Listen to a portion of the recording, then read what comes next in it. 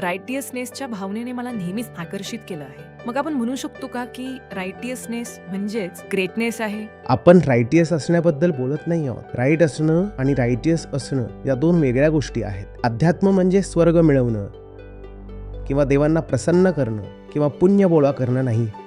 कोणीतरी म्हणू शकेल की काहीतरी फराळ खाताना सुद्धा चांगला अनुभव येऊ शकतो, पण तरी तुम्ही अतृप्तच राहता. आपला स्वभाव हा आनंद आहे. जर अनुभव आनंदातून येत नसेल तर जीवन वाया जातंय. अध्यात्म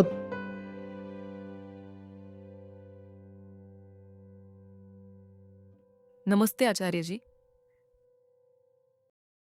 ट्रूथ विदाऊट अपॉलॉजी हे शीर्षक मला आकर्षित करतं. हे शक्तीची भावना निर्माण करतं. एक प्रकारची घोषणा आहे. यासाठी आभार. मी जेव्हा 138वं प्रकरण वाचत होते तेव्हा तिथे नमूद केलं होतं, it's far better to crawl on the right path than to fly down the wrong one. रायटियसनेसच्या भावनेने मला नेहमीच आकर्षित केलं आहे. कदाचित यामुळेच मानवाने इतिहासात स्वतःचं वेगळेपण सिद्ध केलंय. मग आपण म्हणू शकतो का की रायटियसनेस म्हणजेच ग्रेटनेस आहे? पण याची एक किंमत मोजावी लागते आणि ते आव्हानात्मक होत जातं. राईट पाथ म्हणजे रायटियस पाथ नव्हे. रायटियसमध्ये एक भावना असते, नैतिकतेच्या योग्य बाजूला असण्याची. आपण रायटियस होण्याबद्दल बोलत नाही आहोत. राईट असणं आणि रायटियस असणं या दोन वेगळ्या गोष्टी आहेत. आणि इथे ज्या अवतरणाबद्दल आपण बोलत आहोत ते आहे, it's far better to crawl on the right path than to fly down the wrong one. Fly on the wrong one. इथे योग्य आणि अयोग्य या गोष्टी ना नैतिक संकल्पना आहेत, ना धार्मिक धारणा आहेत. तर योग्य आणि अयोग्याची व्याख्या त्या गोष्टींचा अनुभव घेणाऱ्या व्यक्तीद्वारे केली जाते. बघा, आपल्यासाठी सर्वात जास्त महत्त्वाचं काय आहे? अनुभव, नाही का?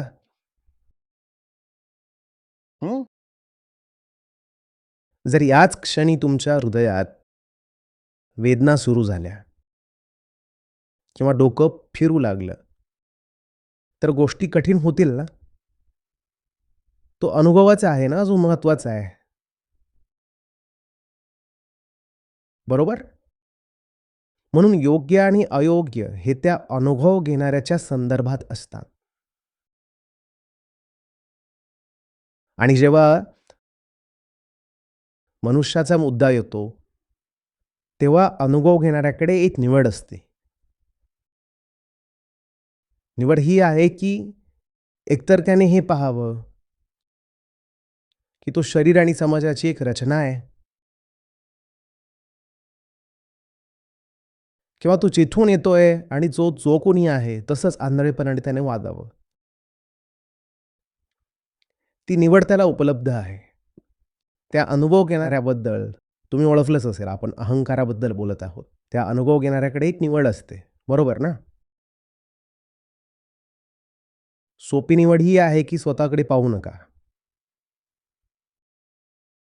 फक्त तुमच्या इन्स्टिंक्ट्स, तुमच्या वासनांची नोंद घ्या आणि एखाद्या विशिष्ट दिशेने ढकलले जा. तुम्हाला माहित नाही का, पण तुमच्यात वासना आहे. आपण आपल्या वासना निवडतो का? एकदा वासना निर्माण झाली की मग बुद्धी त्या वासनेची पूर्ती करण्यासाठी मार्ग निवडते. पण आपण आपल्या वासना निवडतो का?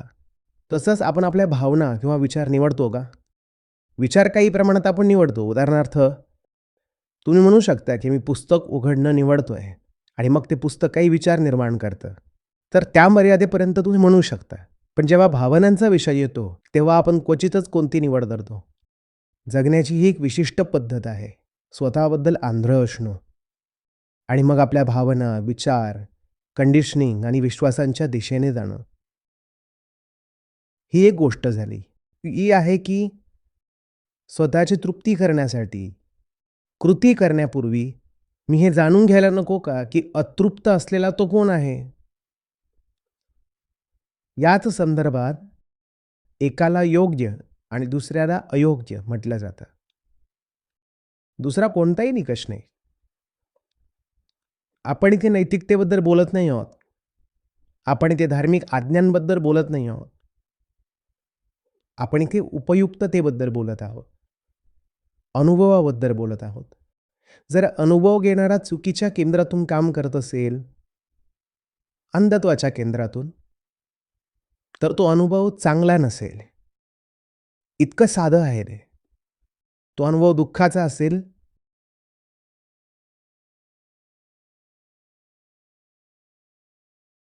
अध्यात्म म्हणजे स्वर्ग मिळवणं किंवा देवांना प्रसन्न करणं किंवा पुण्य गोळा करणं नाही.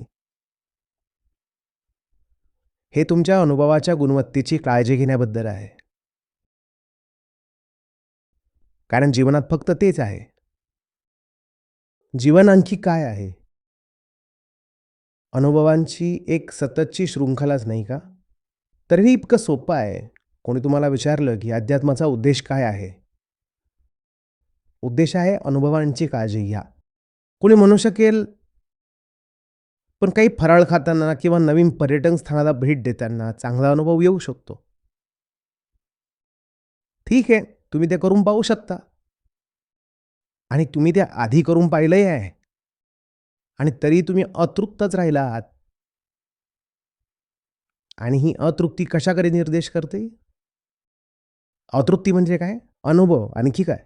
म्हणून जरी मी सर्व प्रकारचे वैविध्यपूर्ण आणि रंगीबेरंगी अनुभव घेऊन पाहिले, तरी वास्तव हे आहे की माझा सततचा अनुभव अजूनही